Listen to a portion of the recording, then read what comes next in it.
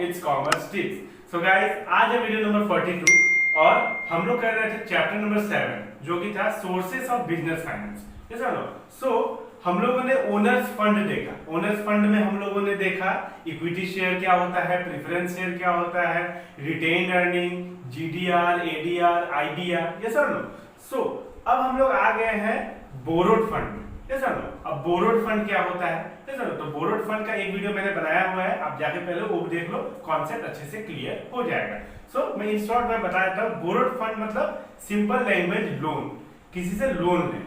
Okay, तो borrowed fund का सबसे पहला है डिवेंचर और बॉन्ड्स। एक ही चीज है, नाम अलग अलग है। डिवेंचर बोल लो, आप बॉन्ड बोल लो, एक ही बात है। तो डिवेंचर, अब डिवेंचर क्या होता है?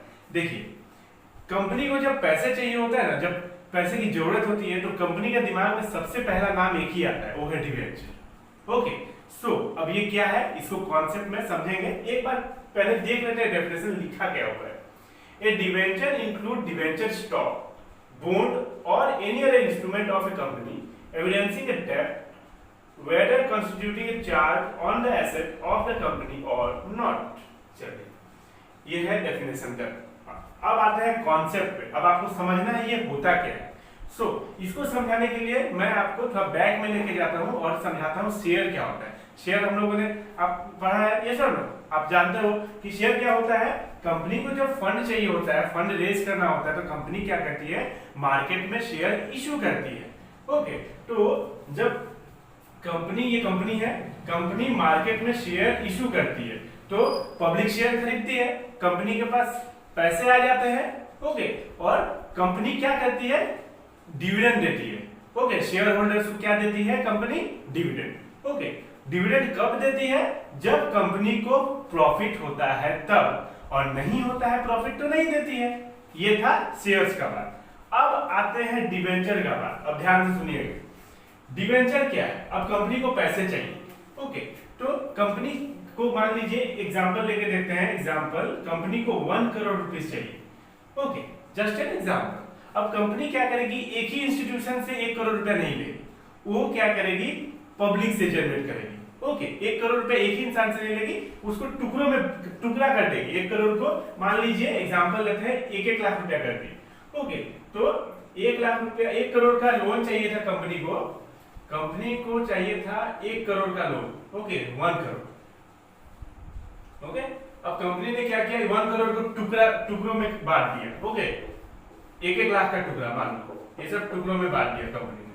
सो एक टुकड़ा क्या है, डिवेंचर। एक टुकड़ा 1-1 लाख का डिवेंचर है। ओके, तो कंपनी जैसे शेयर इशू करती थी, वैसे ही कंपनी क्या इशू करेगी इस बार, डिवेंचर इशू करेगी। अब डिवेंचर इशू करेगी, पब्लिक उसको खरीदेगी। पब्लिक उसको खरीदेगी, 1-1 डिवेंचर पब्लिक खरीदेगी। ओके, तो पब्लिक ने डिवेंचर खरीदा। अब यहां समझिए, यही केस है। यहां पे क्या होता है, पब्लिक ने डिवेंचर खरीदा, अब पब्लिक को इंटरेस्ट मिलेगा, कंपनी देगी पब्लिक को इंटरेस्ट। जो डिवेंचर खरीदेगा, डिवेंचर होल्डर, डिवेंचर जो खरीदता है उसको क्या बोलते हैं, डिवेंचर होल्डर। अब डिवेंचर होल्डर्स को कंपनी देगी fixed rate of interest. Fixed rate of interest company देगी, चाहे कंपनी को प्रॉफिट हो या ना हो। पर शेयर्स में क्या था, शेयर्स में कंपनी शेयर होल्डर्स को डिविडेंड देती थी कब, जब प्रॉफिट होता था तब, लॉस होता था तो नहीं देती थी। पर यहाँ पे आपका क्या है, आपका प्रॉफिट और लॉस हो, इससे मतलब नहीं है डिवेंचर होल्डर्स को, उनको इंटरेस्ट चाहिए, तो company fixed rate of interest debenture holder को देती है। ओके, ये है डिवेंचर का कॉन्सेप्ट। ओके, चलिए अब एक बार देख लेते हैं। A debenture include debenture stock. Debenture stock मतलब क्या होता है, बहुत सारे डिवेंचर, 1 डिवेंचर, 2 डिवेंचर, ठीक है। Group of debenture is called debenture stock. और ग्रुप ऑफ शेयर्स को क्या बोलते हैं हम लोग, ग्रुप ऑफ शेयर्स को हम लोग बस बोलते हैं स्टॉक। ओके, तो डिवेंचर स्टॉक मतलब ग्रुप ऑफ डिवेंचर, बहुत मोर देन 1 डिवेंचर। तो एक debenture include debenture stock, bond एक ही चीज है, और एनी अदर इंस्ट्रूमेंट, कोई और instrument of a company evidencing a debt. ये क्या है, डेट है, ये कंपनी के लिए एक लोन है, कंपनी को चुकाना होगा। जैसे कंपनी पब्लिक से ली है पैसा, तो कंपनी देगी वापस। ये फिक्स पीरियड के लिए होता है। मान लीजिए मैंने एग्जांपल ले लिया 8 इयर्स के लिए कंपनी ने पब्लिक से ली है। ओके ओके, तो 8 इयर्स के लिए ली, तो 8 इयर्स बाद कंपनी वापस करेगी ये पैसा। Okay, so evidencing a date है ये। एक डेट मतलब एक लोन है, लोन है कंपनी के ऊपर, ये लोन है। Okay, whether constituting a charge on the asset of the company or not. इसमें क्या होता है, कभी कभी मान लो अगर नहीं चुका पाएगी तो कंपनी का एसेट भी चला जाएगा। ओके, सब लिखा रहता है एग्रीमेंट में। ओके, डिवेंचर सर्टिफिकेट में सब लिखा रहता है। सो नेक्स्ट देखते हैं, debenture are common security issued under borrowed fund capital. Debenture क्या है, कॉमन सिक्योरिटीज है। ओके, जैसे प्रेफरेंस शेयर क्या है, प्रेफरेंस शेयर, इक्विटी शेयर, ये सब क्या है, सिक्योरिटीज है।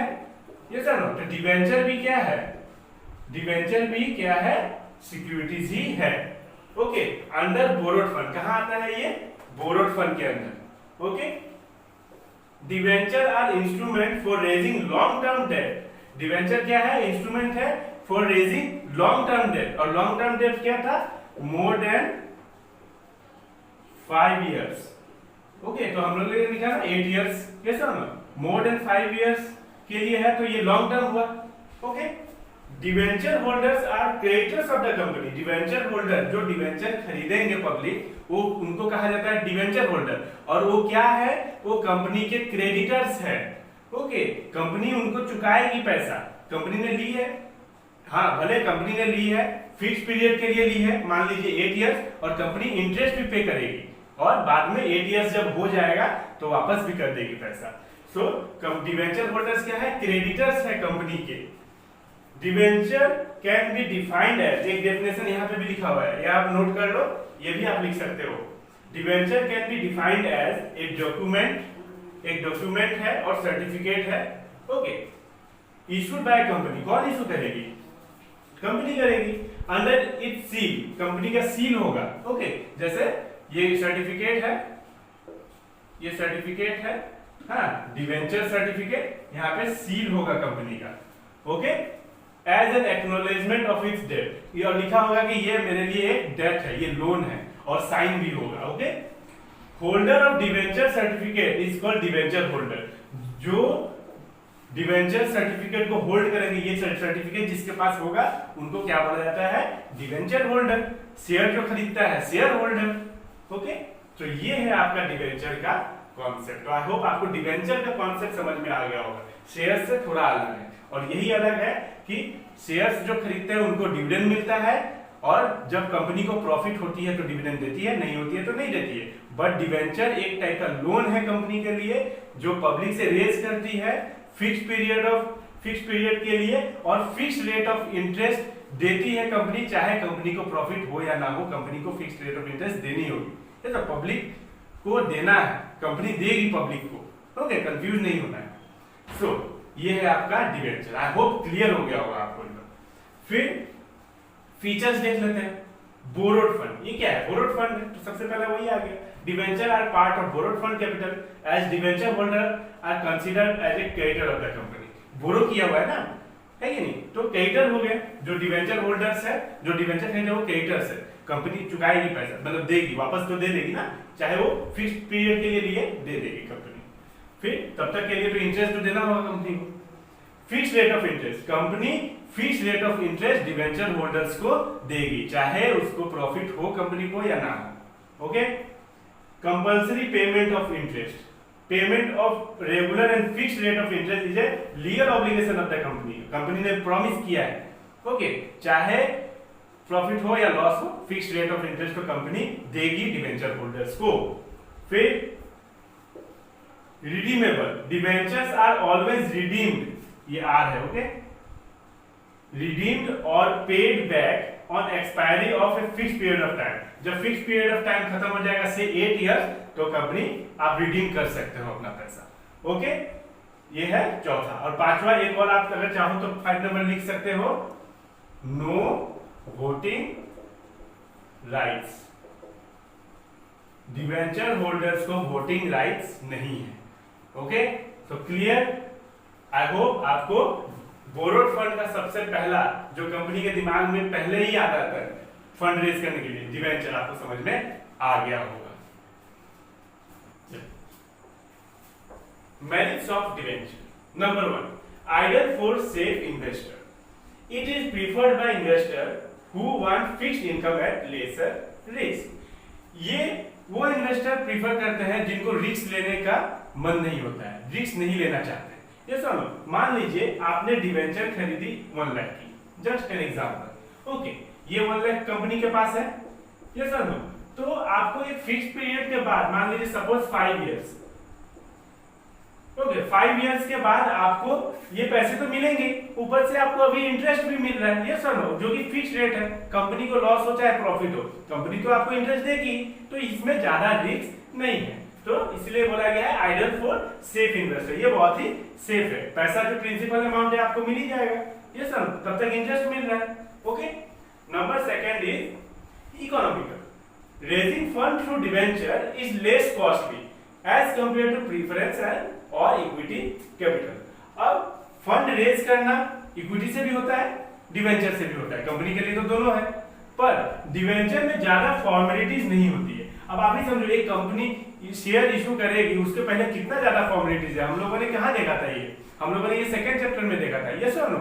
सो आप उसको जाके देखो एक बार, आपको ज्यादा अच्छे से क्लियर हो जाएगा। ओके, सो हम लोगों ने ये देखा था कि कंपनी कैसे शेयर इशू करती है, ये सब, तो उसमें बहुत ज्यादा फॉर्मेलिटीज है, लेकिन यहाँ नहीं है। तो यहाँ फंड रेज करना थोड़ा कम कॉस्टली होता है, लेस कॉस्टली होता है। Okay, number 3 is no loss of control.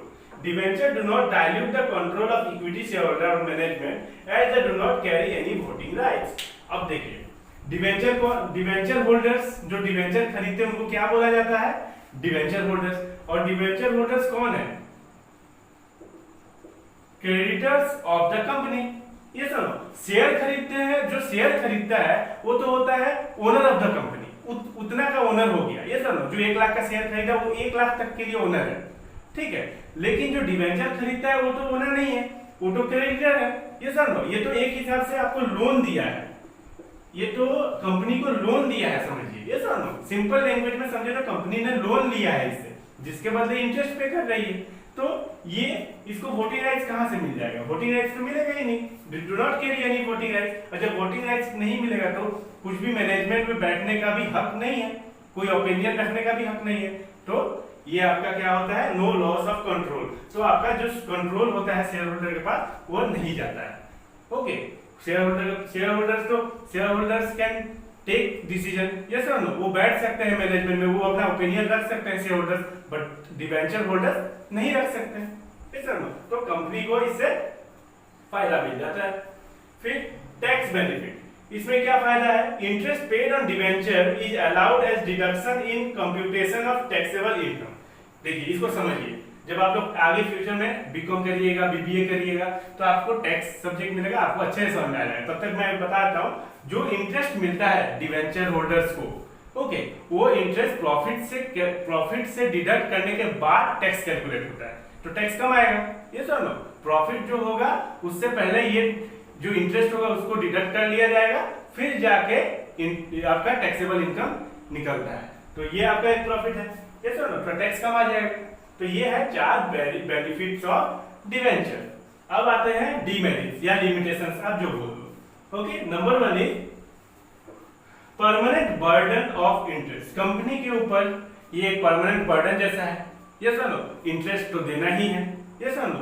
सो ये ध्यान में रखना है कि इंटरेस्ट भी पे करना है, 5 साल या 10 साल जो भी हो जाएगा, जो भी पेड है वो हो जाएगा, तो कंपनी का चाहे जो भी हालत हो उसको प्रिंसिपल अमाउंट भी लौटाना है, यस और नो। तो the debenture put a permanent obligation on company to pay interest, interest to pay करनी ही है कंपनी को। Okay, number 2, adverse impact on borrowing capacity. The issue of debenture reduce the capacity of the company to further borrowed fund. Large amount of debenture also reduce the credit standing of the company.